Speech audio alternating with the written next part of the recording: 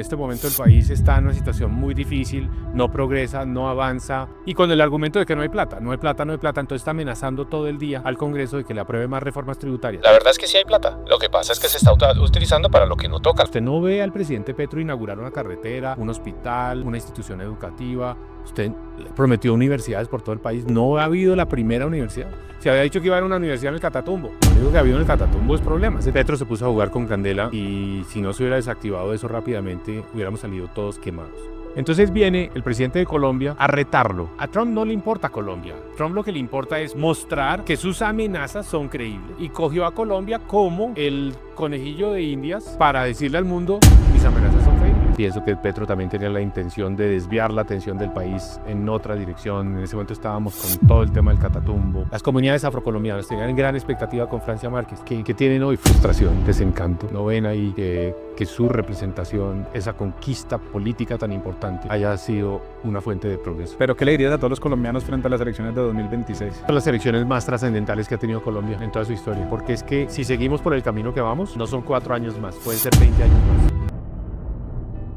Hola a todos, bienvenidos a un nuevo episodio de Con Altura Podcast. Hoy tenemos un invitado con demasiada altura, un invitado que ha sido 4 veces ministro de Desarrollo Económico, Transporte, Minas, Hacienda, ha sido director del Departamento Nacional de Planeación, hoy es profesor de la Universidad de Colombia. Con ustedes, Mauricio Cárdenas. Mauricio, bienvenido. Hola Sebastián, un gran gusto estar en este programa, gracias por la invitación y pues encantado de estar acá en este diálogo. Gracias por sacar el espacio. Voy a tratar de referirme siempre como Mauricio y no como ministro, porque Por favor. para mí hoy estoy hablando con Mauricio Cárdenas Santamaría y una de las preguntas que tengo es, más allá de todos los cargos y de todas las direcciones, ¿quién es Mauricio Cárdenas? Y antes de continuar con nuestro episodio, quisiera dar las gracias a cada uno de ustedes que se está tomando el tiempo de ver, de reproducir, de compartir este video, de comentar. De verdad que para nosotros es muy importante saber que les estamos generando valor con cada uno de los invitados. Y queremos pedirle un favor muy grande. De ustedes depende que podamos crecer y seguir trayendo mejores invitados. Entonces denle al botón de suscribirse, que eso nos va a ayudar a crecer nuestro canal y a poder tener un 2025 cargado de cosas buenísimas para ustedes. Muchas gracias. Bueno, yo soy el hijo de una familia antioqueña que migró a Bogotá por allá en los años 60 por razones de trabajo y se quedó en Bogotá, pero con un vaso comunicante y unos lazos muy fuertes con Medellín. De hecho, pues toda la familia extendida sigue viviendo en Medellín.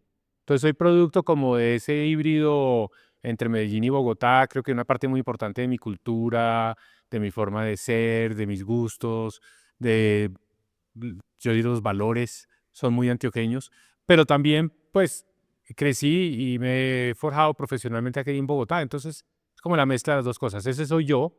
Soy una persona que estudió en un colegio pues muy diverso, muy amplio, que para mí fue muy importante en mi formación. No era un colegio de élite, digamos, un colegio más, yo diría, más plural, que es el Liceo de Cervantes.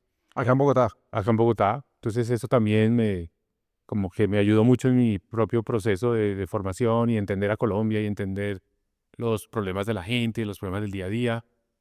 ¿Y qué más te puedo decir? Bueno, siempre tuve una vena política. Me gusta mucho la política. La viví desde muy temprano en mi casa por razones relacionadas al trabajo de mi padre. Pero cuando tomé la decisión de estudiar carrera me fui por la economía y me encantó la economía. Me fascinó como ciencia, me gustan las matemáticas. Entonces, digamos que ese fue un elemento muy importante de mi formación, ser economista, trabajar como economista. Trabajé muchos años dedicado exclusivamente a eso. Y últimamente, pues tal vez, sobre todo después del paso por el Ministerio de Hacienda, como que he retomado más lo político, porque ese es un trabajo muy político y de mucha interacción con la política. Es decir, no se puede ser buen ministro de Hacienda si uno no está en la política. Entonces, bueno, ha vuelto a aflorar eso que era parte muy esencial mía de la época incluso del colegio, que todo el mundo pensaba en el colegio que yo iba a ser un político. De hecho, en el anuario del colegio dicen... ¿cuál es su hobby favorito? Y dice el anuario textualmente, no sé quién lo puso, algún amigo del colegio, convencer politiqueando. O sea, ese era yo en el colegio, muy de los eventos, muy de ser... ¿Personero? ¿Ah? ¿Personero o no? No, era muy el organizador de eventos. O sea, si había que hacer cualquier cosa, las murgas, las obras de teatro, en fin, yo siempre estaba ahí como organizador, incluso como maestro de ceremonias. Me encantaba ser el maestro de ceremonias. Y cuando empieza en su carrera, por decirlo así, política o relacionado con el sector público fue cuando llega el doctorado y empieza a trabajar acá en Colombia. ¿Usted venía de trabajar con el BID? No, no, nunca he trabajado en las entidades Ok. bilaterales. Yo me gradué de Economía aquí en los Andes, trabajé en FEDesarrollo y de FEDesarrollo salí Al doctorado. al doctorado en la Universidad de California en Berkeley, que es una excelente universidad y además es una universidad pública. Entonces también tenía ese elemento muy positivo para mi formación diversa, muy de vanguardia, una universidad de mucha deliberación, donde se cuestiona todo. Y esa fue mi formación de doctorado, pero también muy rigurosa académicamente. Entonces yo le dediqué, si usted suma lo de acá y lo del doctorado, más o menos 10 años a formarme como economista. Y después volví y ahí sí, rápidamente, después de regresar a Colombia, siempre quise volver a Colombia, no pensé quedarme trabajando en Estados Unidos, quise volver a Colombia. Y ahí muy rápidamente, después de terminar el doctorado, volví y un día me crucé con el doctor Jaime Castro, que había sido Alcalde. recientemente elegido, no se había posesionado como alcalde de Bogotá, a quien yo había conocido en una visita de él a la universidad en Estados Unidos y yo había sido el anfitrión, había organizado un evento. Y me dijo, ¿por qué no se viene a trabajar conmigo al distrito? Lo pensé, al principio no entré, cuando empezó su periodo, no entré, seguí en FEDesarrollo, pero al cabo de un año ya empecé a trabajar con él y esa fue para mí la entrada, digamos, ya al mundo gobierno, políticas, digamos, como uno lo quiera llamar, pero ya más activamente involucrado en temas públicos. Y su familia en ese momento, cuando usted dijo, venga, voy a empezar con lo público, ahora sí, formalmente, todos se lo esperaban, me imagino, pero cuando usted tomó esa decisión, ¿hubo apoyo por parte de ellos? Siempre ha habido apoyo en todo, pero hubo preocupación porque ese cargo que yo acepté con Jaime Castro fue ser gerente de la empresa de energía de Bogotá, que era una entidad muy desprestigiada. Hoy es un grupo económico fuertísimo, el Grupo de Energía de Bogotá, todo el mundo lo admira, pero en ese momento tenía problemas reputacionales. ¿Por qué? Porque había habido muchos escándalos de corrupción alrededor de la hidroeléctrica del Guavio. Ya personas como tú, de tu edad, no saben qué es el Guavio, en fin. El Guavio fue uno de esos megaproyectos que se demoró mucho, que costó mucho más de lo que estaba previsto. Y cuando yo llegué a la energía, a la empresa de energía de Bogotá, ya estaba en las últimas fases. Entonces me correspondió terminar el proyecto para que Colombia pudiera salir de un apagón que tenía en ese momento. Pero en mi casa, sobre todo mi mamá, que en paz descanse, estaba muy nerviosa porque me decía, no, pero de pronto, ¿por qué no entras al sector público para algo menos riesgoso? La empresa de energía, como que todo el que entra ya sale quemado. Le dije, no, no, no, ahí es donde están también las grandes oportunidades porque el país está esperando que terminemos el Guavio para poder cantar victoria y salir del apagón y que podamos volver a tener luz todo el tiempo, porque en esa época había cortes, que es de donde surge la luciérnaga, por ejemplo, que empezaban como a las 5 de la tarde y terminaban a las 8 de la noche y eso pues era demasiado traumático. Entonces, en ese proceso, ahí entró pues como a gerenciar con el alcalde de Bogotá. Y después vienen ya todos los procesos con el presidente Gaviria, después presidente Pastrana, bueno, usted sale, Fedesarrollo también está por ahí cuando vuelve, ministro de Transporte, Minas, Hacienda. O sea, digamos que de ahí sale después de toda su carrera como economista y política también, pero esa vocación estaba clara, pero hoy, ¿cuál sería el propósito de Mauricio Cárdenas? Sí. A ver, ¿yo cómo lo describo? Yo creo que yo siempre estuve en ese mundo como una bisagra alrededor del mundo público, no necesariamente en la política, Sí. porque era el trabajo de desarrollo que es opinar sobre las políticas públicas, proponer, digamos, tener siempre esa evaluación de las políticas públicas, es como una bitácora que está mirando, que está evaluando, que está dándole retroalimentación al país, eso es de desarrollo sobre lo público. Y también los trabajos en los gobiernos, que como usted dice, empezó con el presidente Gaviria, Pastrana, después con el presidente Santos. Entonces, no es el trabajo político, no es el trabajo político electoral. Entonces, la pregunta es, ¿y qué es hoy Mauricio Cárdenas? ¿No? O sea, ¿cómo es su transición? ¿Cómo ha sido su evolución? Y yo diría que, pues, todos esos años me sirvieron para formarme, para, primero, tener claro cuáles son las políticas que requiere Colombia. Segundo, tener claro cómo se pueden sacar adelante esas políticas ya en el mundo del terreno de lo político.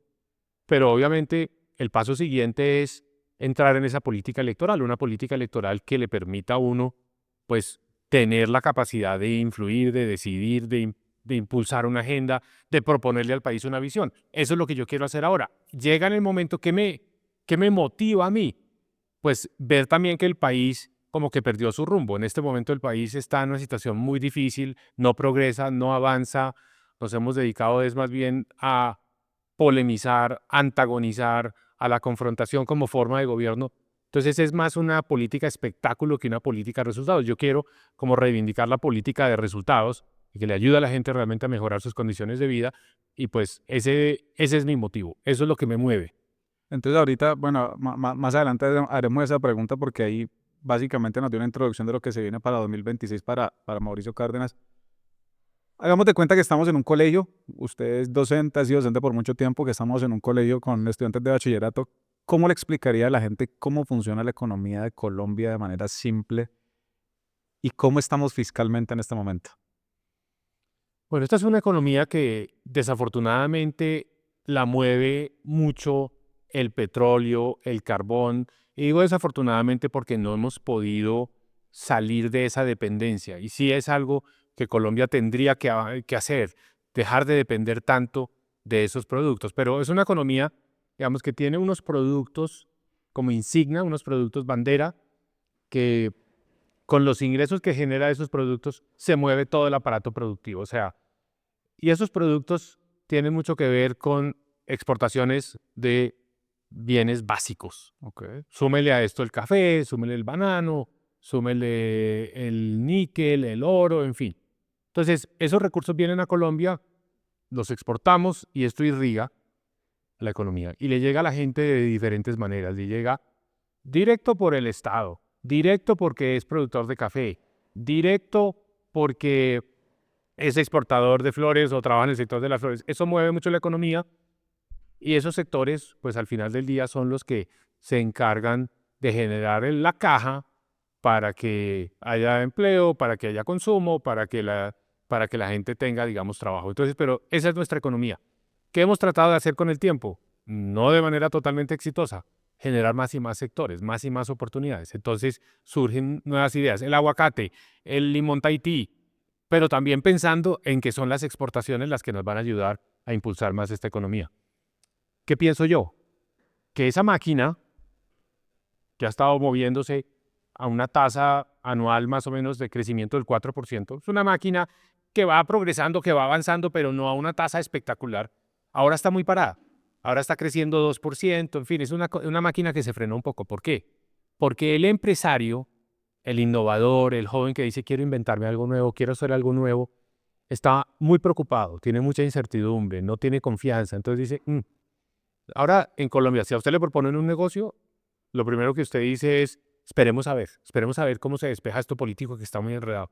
Necesitamos un país donde la gente en vez de decir, espérese a ver, diga, hágale, métase, creemos este negocio, monte esta empresa, busquemos este nicho. Entonces ahora estamos como en un marco mental malo que es, esperemos a ver. Y ese esperemos a ver, pues es tiempo que perdemos, tiempo precioso que podríamos estar utilizando para que surjan nuevos negocios y podamos crecer. Eso es lo que yo le diría a los estudiantes de colegio. Y financieramente, digamos que ahí lo podemos interpretar como si fuera una empresa más o menos que tiene diferentes unidades de negocio, formas de generar dinero y dinamizar pues la economía, pero financieramente, ¿cómo está Colombia en este momento? O sea, porque estamos viendo que quisieron hacer otra reforma tributaria, venimos de una reforma que ya pues que fue aprobada, pero tributariamente, ¿cómo está el país? ¿Por qué necesitamos más de 500 billones de pesos para funcionar anualmente? Si antes necesitábamos 300, 350, ¿qué ha pasado? Entonces, aquí hay un choque de visiones.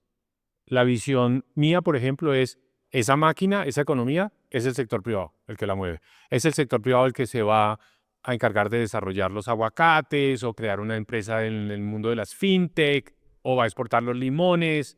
Es el sector privado el que se encarga de abrir esas oportunidades, ¿no? Para mí esa es la visión.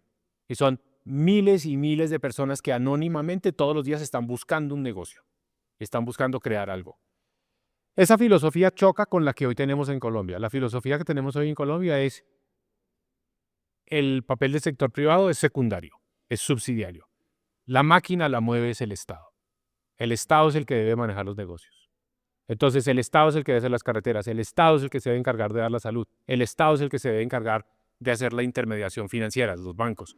Esa visión, pues está equivocada, esa visión no funciona, esa visión ha fracasado en todas partes del mundo, se ha ensayado de que es el sector público, el Estado el que se encarga de mover la máquina de la economía. Entonces esa es parte de lo que tenemos que cambiar en Colombia. Tenemos que luchar con esa visión de que es el Estado todopoderoso y que el sector privado por allá arrinconado contra las cuerdas.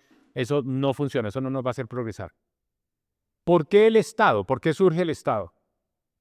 El Estado surge porque colectivamente hemos decidido, mire, hay una parte de lo que producimos que la vamos a pagar en impuestos para que el Estado haga algunas cosas que nadie más puede hacer. Por ejemplo, educación pública. Por ejemplo, salud. Por ejemplo, el Estado encargado de apoyar a grupos que se están muriendo de hambre, pobreza extrema. Entonces, colectivamente hemos decidido, bueno, si una parte de nuestros impuestos, una parte de nuestro ingreso se va en impuestos para poder tener ese Estado que nos da seguridad, ese Estado que nos da educación, que nos da protección, en fin. Esa es una propuesta bien, razonable.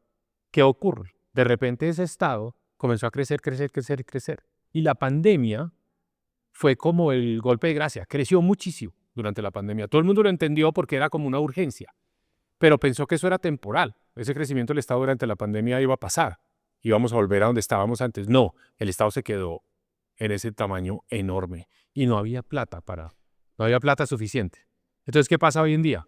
Las cuentas del gobierno no cuadran, porque está gastando mucho, los ingresos no alcanzan, tiene un déficit, un desequilibrio muy grande. La única forma es endeudándose. Endeudándose quiere decir, hay que pagar intereses. Entonces ahora una parte muy importante de los impuestos que pagamos todos los colombianos se va a pagar esos intereses. Ese modelo no está funcionando, se fue por una espiral que no parece que no está bajo control. Entonces tenemos una situación fiscal de un Estado que hasta ahora era un Estado más o menos controlado, que hacía su tarea, ahora se salió de control y está generando déficit y eso está generando mucha deuda. Nos toca pagar muchos intereses. Ministro, pero ahorita, mientras usted explicaba que el Estado se hizo grande en pandemia, yo lo pienso el Estado como una empresa, aunque no funcionan, pues tienen lógicas parecidas, pero no las mismas. ¿Por qué en pandemia el Estado se tiene que expandir? Si en pandemia técnicamente había menos producción, menos ingresos para el Estado por impuestos, ¿para qué se expande? Por el contrario, las empresas, ¿qué buscaron hacerse? Volverse más eficientes y más productivas con menos recursos. ¿Qué pasó ahí que el Estado decidió crecer? ¿Para qué se necesitaba que el Estado creciera en ese momento? Bueno, devolvamos el reloj al año 2020, en medio de la pandemia. ¿Qué pasó? Mucha gente se quedó sin ingresos. Entonces el Estado entró a dar un ingreso adicional, subsidios, transferencias, eso se llamó ingreso solidario. Las empresas se quedaron sin plata para pagar la nómina. El Estado entró a ponerle la plata para que siguieran pagando la nómina.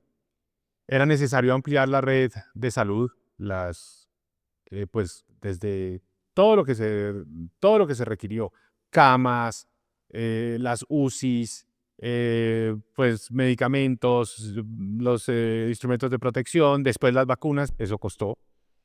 El Estado también entonces tomó en ese momento una decisión y es, si las empresas están teniendo dificultad pagando sus deudas, el Estado les va a ayudar a pagar esas deudas ante el sistema financiero para que no se quiebren los bancos. En fin, por todos lados hubo gasto. Pero pasó la pandemia. Entonces era absolutamente necesario volver a donde estábamos. No, ya no era necesario dar tantos subsidios, ya no había que invertir tanto en el sector de la salud, ya no había que subsidiar el empleo. Pero lo raro es que entonces pasó la pandemia y el gasto se quedó ahí arriba. Los gobiernos empezaron a usar esa plata para otras cosas. Entonces, por ejemplo, ¿qué ha hecho este gobierno? Más nómina, más empleados en el Estado, más contratos de prestación de servicios, más subsidios. O sea, ya no solo los que se dieron durante la pandemia, sino otros adicionales. ¿Qué ha hecho este gobierno? Ha generado nuevas entidades, crearon nuevos ministerios, el Ministerio de Igualdad. Entonces, bueno, es como que nos sentimos que el Estado podía quedarse allá arriba y la verdad no había plata para todo eso. Entonces, lo único que hubo fue más déficit. Déficit es gasto por encima de mis ingresos y un déficit, lo único que puede hacer un gobierno para tenerlo es endeudándose. Y las deudas hay que pagarlas. Colombia siempre las ha pagado. Entonces eso cuesta porque hay que pagar los intereses. Y hoy nos cuestan intereses. La cuenta que tenemos que pagar en intereses es una cuenta de más o menos el 50% más de lo que pagamos en intereses hace 10 años.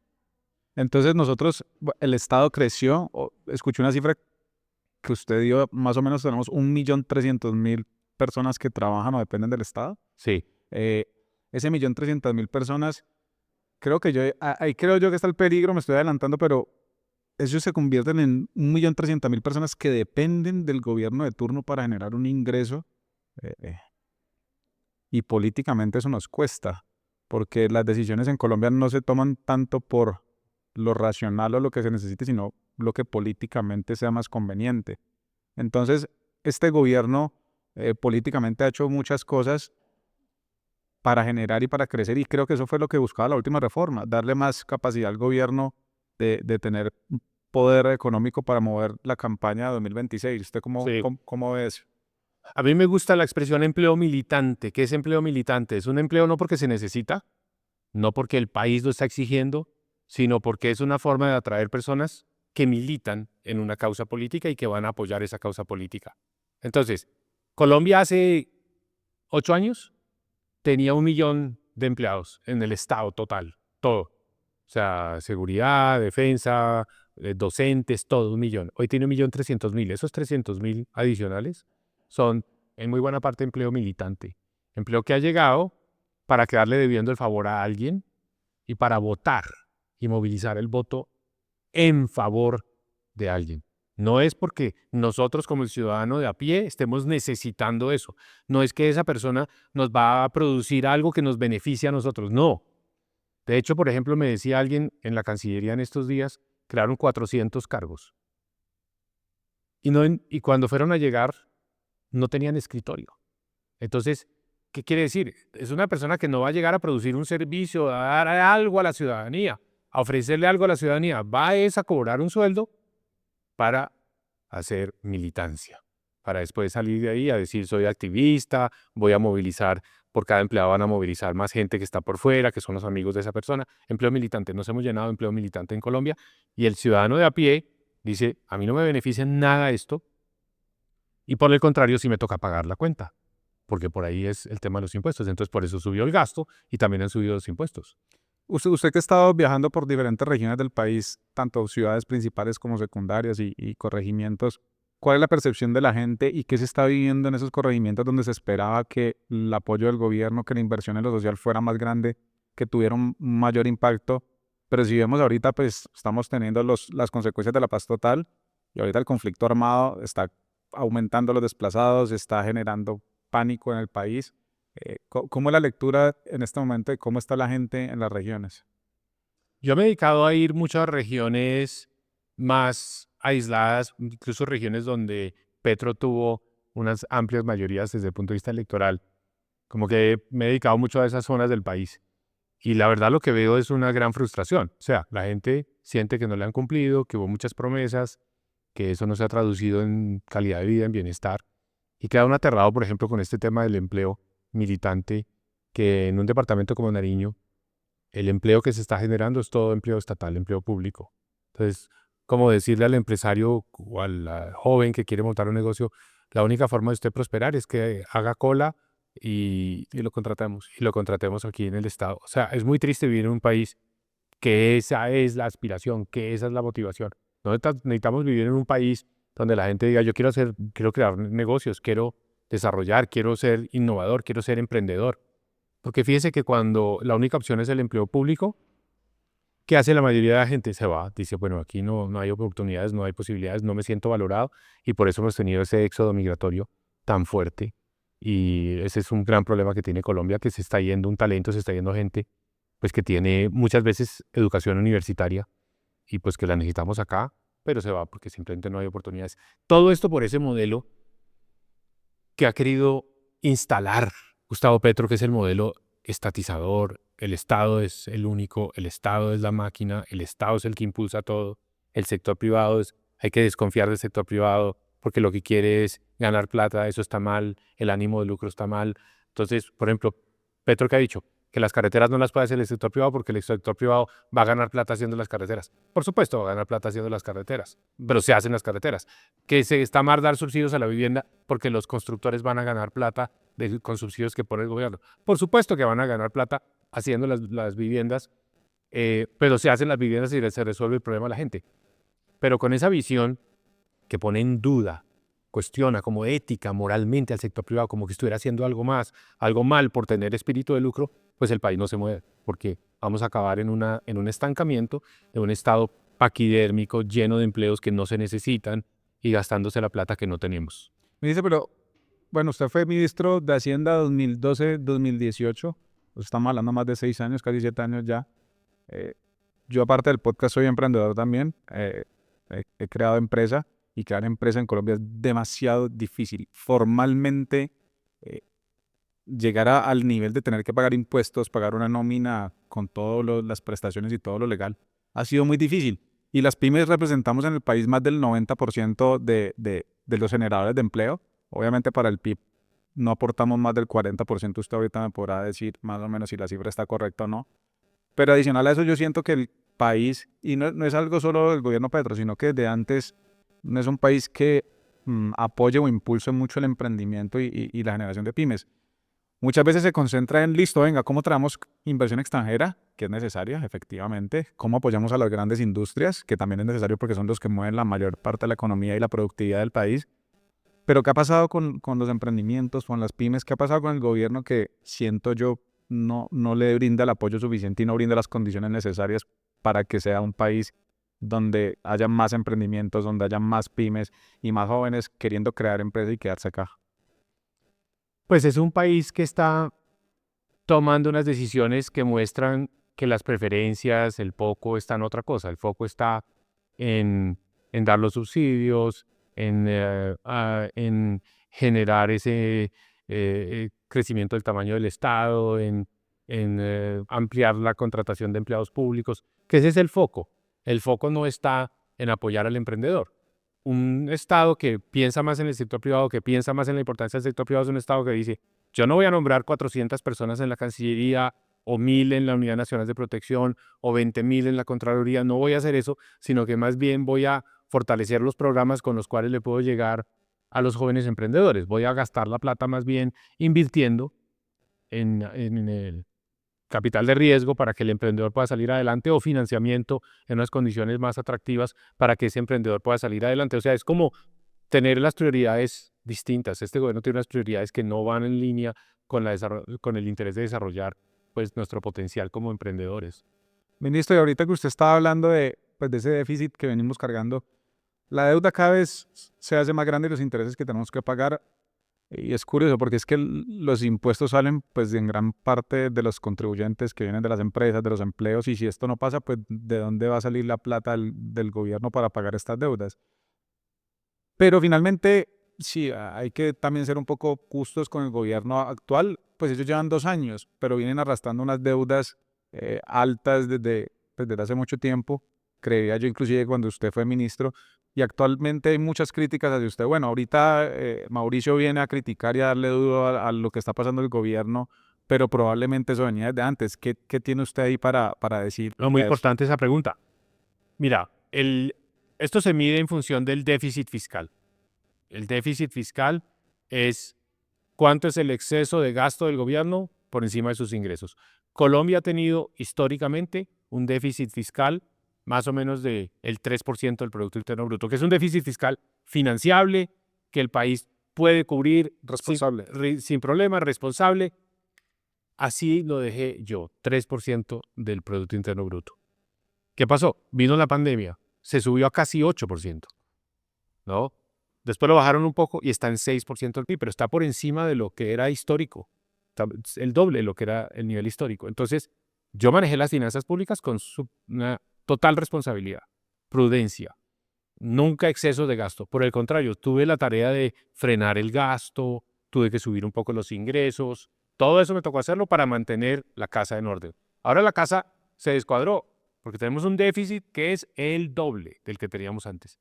Entonces, usted me puede decir, sí, eso en parte es porque este gobierno en todo caso heredó un déficit muy alto del anterior. Y es verdad, el gobierno anterior por cuenta de la pandemia dejó un déficit alto y dejó una deuda alta.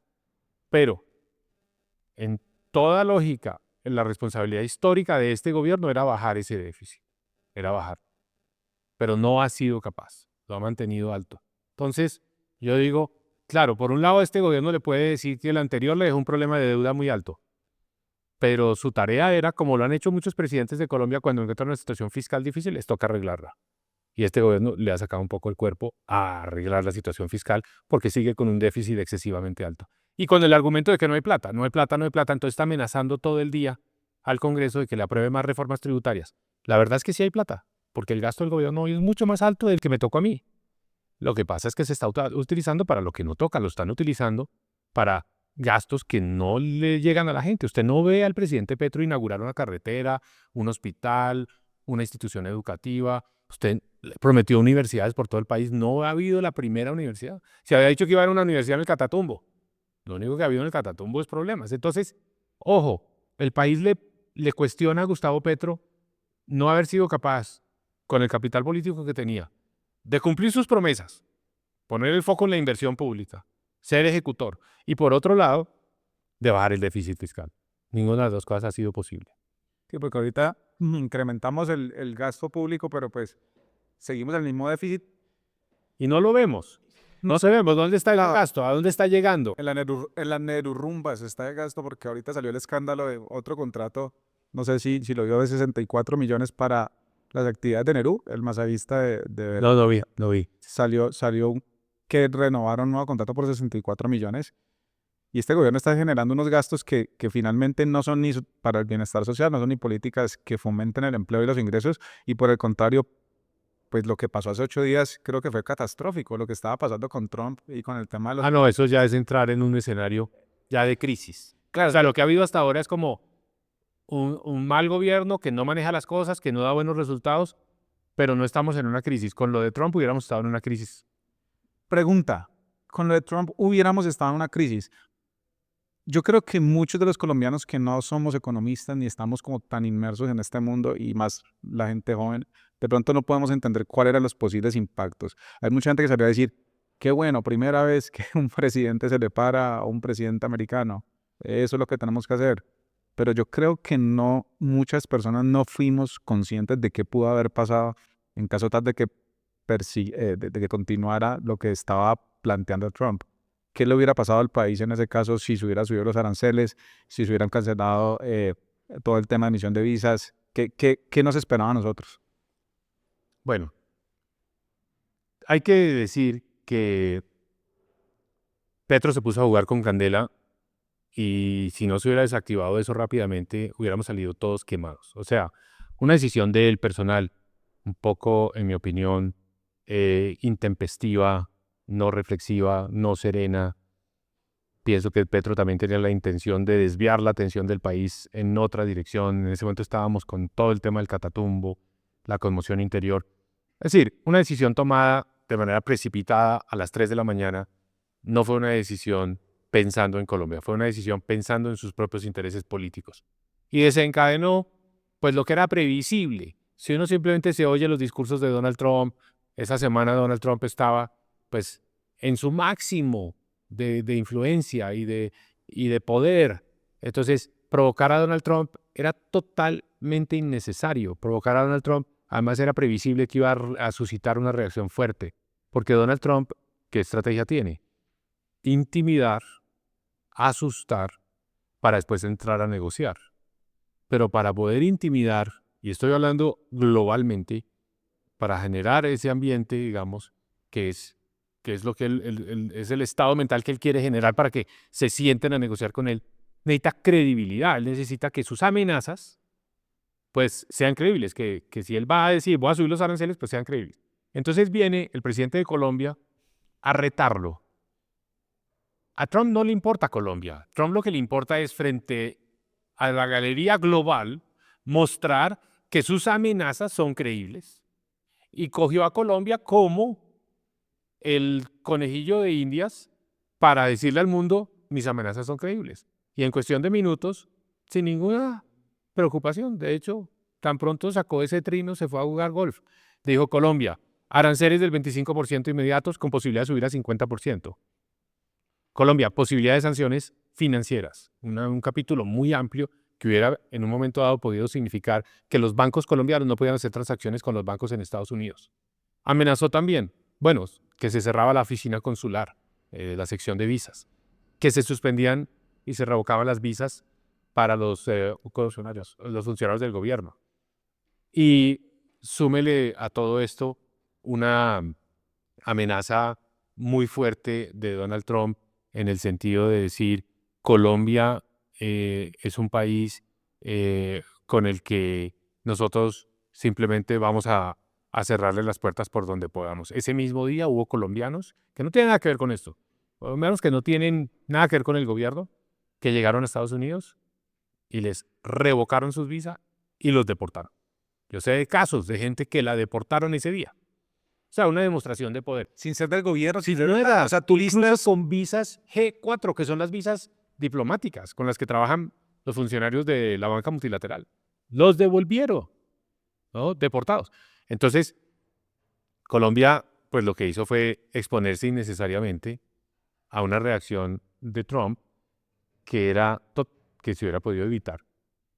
Y lo que eso nos hizo ver es que, y yo creo que lo que hizo que Petro reculara, es que él sabía que al otro día, esto era un domingo, que al otro día, a las 8 de la mañana, cuando abren los mercados, el dólar, que había estado a 4.200, 4.300 pesos, habría comenzado ese día disparado, no sé en cuánto, pero disparado, porque es que a Colombia le quiten parte de sus exportaciones, porque suben los aranceles, es costosísimo. Entonces, el presidente yo creo que se dio cuenta que había cometido un error, manda un equipo a tratar de reparar el daño, logran que Estados Unidos, aceptan todas las condiciones que impone Estados Unidos y por lo tanto Estados Unidos dice, por ahora vamos a dejar eso en suspenso, vamos a dejarlo ahí. Pero no quedó todo el mundo tranquilo, todo el mundo sabe que en cualquier momento Petro se despierta, ni siquiera se tiene que despertar porque lo puede hacer antes de dormirse con cualquier ataque. ¿Por qué? Porque su estilo es generar favorabilidad a punta de ese ataque. O sea, su estilo no es los resultados, su estilo no es generar obras, su estilo no es inaugurar, su estilo es la polémica, porque entonces hay gente que lo aplaude, porque en Colombia hay un grupo de personas que aplaude que el presidente colombiano ataque al presidente de Estados Unidos, porque el presidente de Estados Unidos representa una cantidad de cosas que psicológicamente en el imaginario son negativas. Entonces ese grupo lo aplaude, pero los platos rotos los íbamos a pagar todos los colombianos a punta de que ahora el dólar en vez de costar 4.200 pesos hubiera podido costar 5.000 pesos, se nos encarece todo, más inflación, en fin, los efectos, hubiéramos perdido empleos. Las mujeres que trabajan en la industria de las flores, pues si les dicen ya no pueden vender sus productos en Estados Unidos, no, los floricultores no tienen otra opción sino despedir a miles de mujeres que trabajan ahí, es decir, costo para todos. Un poco ese comportamiento errático de Gustavo Petro al final a todo el mundo se le traduce en pérdida de ingresos en su bolsillo. O sea, por tener un espectáculo, al final nos empobrecemos. Ese es el costo de tener un presidente como Gustavo Petro. O sea, en este momento a Petro no le interesa hacer bien su labor de gerenciar el país, sino que simplemente quiere hacerlo todo a través de imagen política para capitalizarlo en 2026. Sí, yo creo que él piensa que a través de esa política espectáculo, que siempre necesita un villano, ese día fue Donald Trump, otro día el villano va a ser los empresarios, Mauricio Cárdenas, ¿no? Otro día va a ser alguien más. Necesita un villano a quien atacar y responsabilizar de todos los problemas. Entonces, ella lleva 3 años en el gobierno y no ha podido resolver muchos problemas. Pero en vez de decir, ahora los voy a resolver, ¿qué dice? Son causa de otros, fueron causados por otros. Y cada día va a encontrar el malo de la película y esa es la forma de hacer política. Ahora, ¿caerá Colombia en ese juego? ¿Caerá Colombia en esa tentación? ¿Se dejará arrastrar hacia ese escenario político donde la falta de gerencia, la falta de resultados, la incapacidad para ejecutar cosas de Gustavo Petro, las malas ideas como la de estatizar la economía, las malas ideas como esto del empleo militante, caerá Colombia en esa, digamos, en esa trampa de no ver la falta de resultados, de no tener un presidente que sea efectivo, de tener un gobierno que quiere acabar con el sector privado, caerá en la trampa de que a punta de la polémica y la controversia y el ataque considere que esa es una buena forma de gobernar al país, que eso es necesario y le dé el apoyo a eso? Yo creo que no. Yo creo que los colombianos somos capaces de entender que esa forma de gobierno nos perjudica al final del día y yo veo mucha gente, los taxistas, yo veo la gente con la que uno se cruza en la calle, todo el mundo diciendo, hagan algo, hagan algo. Y sobre todo la gente está diciendo, únanse, únanse. Superemos este problema, únanse. Yo creo que muchas de las bases originales de Gustavo Petro se han perdido porque la gente se dio cuenta que el gobierno no le da buenos resultados. Y cuando hablo del gobierno, no solo Petro, sino una gran cantidad de personas. O sea, por ejemplo, las comunidades afrocolombianas tenían gran expectativa con Francia Márquez, que tienen hoy frustración, desencanto. No ven ahí que su representación, esa conquista política tan importante, haya sido una fuente de progreso. Mauricio, tipo de líder necesita el país para el 2026? A ver, yo creo que quedan tantos problemas, empezando por este que estábamos comentando de cuadrar la caja, que la caja está descuadrada, el déficit fiscal es excesivo. Quedan tantos problemas como la inseguridad, quedan tantos problemas como hay una crisis del sector eléctrico, hay una necesidad de importar gas, que también no hemos hablado de eso, pero hubo una equivocación de fondo del gobierno de no querer seguir explorando los hidrocarburos, entonces nos quedamos sin gas. Hay tantos problemas que a mí, la verdad, me preocupa que caigamos en manos de más populismo, porque es que hay populismo de izquierda y populismo de derecha. Para ambos lados, totalmente. Sí, entonces me preocupa otra vez repetir el ciclo, pero esta vez desde el lado del populismo de derecha. Y me preocupa también que la persona que llegue a la presidencia llegue a aprender. No hay tiempo para aprender. No hay tiempo para entender cómo funciona el sector eléctrico, cómo funciona el sector petrolero. No hay tiempo para aprender cómo se maneja la seguridad de un país. No hay tiempo para aprender cómo se reduce el gasto público de un país. No hay tiempo para aprender. Hay que llegar a los resultados inmediatamente. Y hay que tener en cuenta otra cosa. Este grupo que está hoy gobernando a Colombia, mañana será oposición. Y sabemos que son una oposición beligerante, son una oposición agresiva, son una oposición que va a querer paralizar a Colombia a punta de paros. Entonces se necesita un gobernante que tenga mucha firmeza, mucha contundencia, tenga bien puestas las, sus prioridades y que logre también conseguir respaldos y una buena coalición. ¿Cuál debería ser esa agenda de prioridades que tiene el próximo presidente? Sí, ya nombró que pues casi que está desarreglada la casa en general, Sí. pero ¿cuáles son esos primeros 30 días? ¿Cuál debe ser el enfoque del próximo o la próxima presidenta de Colombia? Mira, lo primero que tiene que hacer es generar otra vez confianza.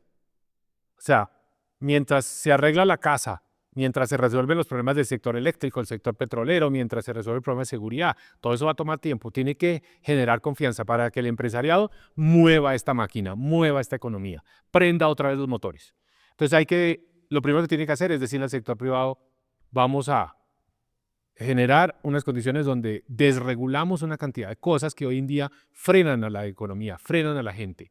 No solo es decir, estamos para el sector privado, estamos para apoyar al sector privado, estamos para que esa máquina prenda y funcione, estamos aquí para retomar lo que se dejó de hacer en la vivienda, en las carreteras, ¿no? Es un mensaje, pero además les vamos a ayudar quitando trabas. Hoy un empresario en Colombia se gasta demasiado tiempo haciendo vueltas y sobre todo haciendo vueltas en las notarías, ¿no? Entonces yo creo que hay que quitar toda esa traba, esa carga burocrática, esa carga regulatoria y decir, bueno, el gobierno tiene que empezar 7 de agosto del 2026 con unos decretos de simplificación, de desregulación, para darle un mensaje al sector privado. Mientras el gobierno resuelve todos estos otros problemas grandes, arranquen ustedes. Pasemos ya de la mentalidad de esperemos a ver, que es lo que dice un empresario hoy cuando le proponen un negocio, esperemos a ver, pasar a la mentalidad de hágale, hágale, hágale, que ya todo el mundo sienta que hay que empezar a moverse rápido. Y mientras tanto, entonces, fortalecer a la fuerza pública para recuperar el control del territorio, volver a invertir en petróleo y gas, generar un plan de choque para evitar el racionamiento eléctrico que va a ser muy probable en ese momento. En fin, ya son las tareas que tendrá que hacer el gobierno para evitar esas grandes crisis que se están Gestando ahorita. gestando en este momento. Hablando de esas grandes crisis, es que, listo, estamos hablando de 2026, esa sería la supuesta agenda si hoy estamos a 2026, pero ahorita vamos a enfrentar reforma laboral. ¿Qué daño le puede hacer la reforma laboral al país y qué le va a dejar esta reforma laboral al próximo presidente que llegue? Porque pues finalmente, vuelvo al punto, más del 90% de los empleos son generados por las pymes en Colombia. Entonces, si hoy le dicen a un restaurante, venga, usted tiene que pagar los recargos nocturnos desde las 7 de la noche, si le dicen a un hospital que le tienen que pagar a las enfermeras unos recargos nocturnos diferentes, unas tarifas diferentes, ¿qué va a generar esa reforma y cómo nos va a dejar esa reforma afectado para los próximos gobiernos que vienen? Este gobierno todavía puede hacer daño. La reforma laboral, la reforma a la salud, se puede generar unas condiciones que nos van a hacer retroceder. ¿Qué quiero yo? Que este año se dé un debate suficientemente amplio como para que esas reformas no se aprueben. O sea, no agrandar el problema. Entonces, lo primero es que en el Congreso no se aprueben esas reformas. Pero, ¿cuál es el riesgo de Colombia? El riesgo de Colombia es que en el 2026 las cosas no se arreglen, sino que se empeoren, porque en el 2026, si vuelve y gana el pacto histórico, seguramente ya va a tener más influencia sobre los contrapesos institucionales. ¿Cuáles han sido los contrapesos? La Corte Constitucional, la Junta Directiva del Banco de la República, el Congreso de la República. Entonces, un segundo gobierno del Pacto Histórico, ahí sí podrían hacer todo esto que tú mencionas, la reforma a la salud, la reforma laboral, y podrían ir moviéndonos en otras direcciones donde todavía hay más estatización en servicios públicos, en fin. Entonces, por eso esas elecciones son tan importantes. Hasta ahora el país, con los contrapesos institucionales, ha logrado más o menos controlar el daño, evitar que haya sido mayor. Pero en un segundo mandato del Pacto Histórico, la agenda estatizadora y la agenda de no luchar contra el narcotráfico, la agenda de entregarle el territorio a los grupos armados, en fin, esa agenda va a seguir. Y el país en 4 años más, pues ya a lo mejor en ese momento ya no puede volver a enderezar rápidamente porque se han cambiado las reglas de juego. Puede haber habido en ese segundo periodo del Pacto Histórico cambios en la Constitución que facilitan que se queden y se perpetúen en el poder. O sea, los próximos 4 años son críticos. O pasa esto, este periodo pasa a la historia como un mal gobierno, un mal experimento de Colombia con las ideas de extrema izquierda, o pasa como el primer peldaño en una serie sucesiva de gobiernos de izquierda que cada día nos van a ir alejando más de donde queremos estar, que es un país que progresa, un país que avanza, un país incluyente, un país que le da respuestas a los problemas de la gente. Entonces, para resumir un poquito ese tema sobre las presidenciales, no nos podemos permitir como país nuevamente un gobierno del pacto histórico y no nos podemos permitir un presidente que venga o presidenta que venga a aprender de cómo funciona el manejo. Y ojalá tampoco un populismo de derecha de ese estilo, de que todo se arregla simplemente anunciando que vamos a copiar y a calcar modelos de otros países o que todo se va a arreglar con una política, póngale al estilo de lo que hace Bukele en El Salvador, que todos los problemas se van a arreglar construyendo más cárceles en Colombia. ¿No? Los problemas de Colombia son los problemas más serios, más complejos, que requieren enfrentar muchas cosas. Yo lo que digo es que hay que aprender de Bukele lo que nos sirve de Bukele, que es mano dura y retomar el control del territorio y darle prioridad al tema de seguridad. Hay que aprender de Milei lo que hay que aprender de Milei, que es reducir la carga regulatoria y vamos a tener que reducir también el tamaño del Estado. Hay que aprender de todas partes, pero al mismo tiempo hay que conocer los problemas de Colombia, hay que entender a Colombia, hay que tener la experiencia en Colombia, hay que tener también la capacidad en Colombia de convocar a grupos y sectores que piensan distinto, porque sin una coalición amplia no se va a poder hacer toda la transformación y no se van a poder resolver todos los problemas que tenemos. ¿Y qué hay que aprender del gobierno Petro? Pues que hay que oír a la gente que se sentía excluida, pero con ahora un tipo de escucha que permite traducir eso en resultados para ellos. O sea, que hay sectores del país que se sienten identificados porque estuvieron por fuera, se sienten identificados con Gustavo Petro porque no fueron tenidos en cuenta, no fueron considerados. Es necesario darles un papel más protagónico, jóvenes que se están sintiendo en este momento, digamos, como que los está dejando el progreso y que sienten esa exclusión. Entonces, yo creo que de Gustavo Petro tenemos que emprender. Yo estaba hablando mucho con jóvenes que estuvieron en la primera línea, que apoyaron a Petro, pero que hoy sienten que ese no fue el camino. Entonces, sí, también hay que aprender de Gustavo Petro en el sentido de tener esa identidad y saber leer las necesidades de sectores del país. Mauricio, ¿cuál sería esa reforma impopular, la primera reforma que va a tener que impulsar el próximo gobierno? Porque pasa algo, y es una pregunta que ya se le hicieron en alguna entrevista. ¿Por qué hacemos tantas reformas? ¿Por qué no hacemos una reforma que cambie más la estructura y que sea más sostenible en el tiempo? ¿Qué pasa? Porque, o sea, es un tema político que de pronto el presidente de turno o los ministros de turno no quieren ganarse políticamente una decisión impopular. Mira, lo primero que hay que hacer, o sea, si estamos hablando de la primera semana de gobierno, hay que sacar un decreto generando unas condiciones tal vez de estado de excepción en ese momento por la inminencia de una crisis eléctrica, porque el país puede 2027 fácilmente quedarse sin energía eléctrica. Entonces, lo primero que hay que hacer es generar las condiciones para que la inversión que se ha postergado en el sector eléctrico por cuenta de consultas previas, por cuenta de licencias ambientales, se pueda hacer rápidamente, a marchas forzadas. Es un tema de choque. Y en ese momento también llegará al gobierno, va a haber encontrado un presupuesto que le ha dejado este gobierno, un presupuesto para el año 2026, y lo que hay es que entrar a decir, ese presupuesto hay que recortarlo, Tenemos que hacer un esfuerzo, vamos a tener que hacer medidas muy traumáticas de reducción del gasto. ¿Para qué? Para que una vez que uno logre bajar el gasto, pueda a renglón seguido decir, vamos a bajar los impuestos también. Hay que bajar impuestos, estamos en una carga tributaria que nos quita mucha competitividad, que nos está quitando oportunidades. Entonces, yo diría que la secuencia es gasto, impuestos, bajar gasto para poder bajar impuestos. Eso es lo que hay que hacer. Ese va a ser el sello del gobierno que llega, esa va a ser la impronta del gobierno que llega. Mauricio Cárdenas, para candidato presidencial 2026, ¿vas a ir? Estamos en ese proceso, estamos en esa escucha del país, estamos viendo cómo se desenvuelve todo este panorama, pero siempre con el interés de estar activos y de participar en el debate. O sea, claro que sí, es para mí, en este momento, ver a la situación de Colombia es supremamente tentador querer contribuir, y quiero ayudar, y quiero que este problema y este momento del país se pueda superar y que podamos volver a una situación donde los colombianos sentimos que estamos progresando. Hoy sentimos que estamos estancados, muchos están retrocediendo. Entonces sí, me gusta mucho la política y me siento que esa es la cancha y ese es el escenario donde quiero jugar. Y para cerrar, ¿cuál sería el mensaje a todos los colombianos que en este momento tenemos la responsabilidad de elegir el próximo presidente 2026? Porque finalmente hoy estamos donde la mayoría de Colombia decidió que, o decidió la persona que queríamos que nos liderara en estos momentos. Pero ¿qué le dirías a todos los colombianos frente a las elecciones de 2026? Son las elecciones más trascendentales que ha tenido Colombia en toda su historia. Porque es que si seguimos por el camino que vamos, no son 4 años más, pueden ser 20 años más. Porque 4 años más de pacto histórico es la oportunidad de cambiar la constitución, las reglas de juego electoral, y empieza a ser más difícil para la oposición ganar elecciones. Se cambian las reglas.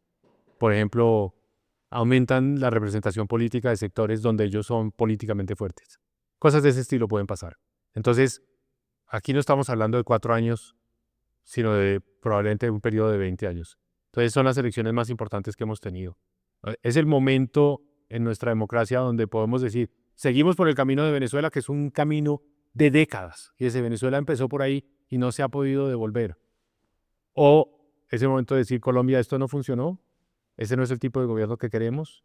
Nosotros somos un país más de sector privado, de emprendedores, de apoyar a la industria, de apoyar al trabajo en Colombia, de creer en que el Estado se necesita para ciertas cosas, pero que no debe ser ni omnipresente, ni pretender que va a ser omnipotente, ni que lo va a resolver todo. Los problemas de Colombia no los resuelve el Estado. El Estado es un complemento, el Estado es un refuerzo, pero no puede ser el motor principal de este país.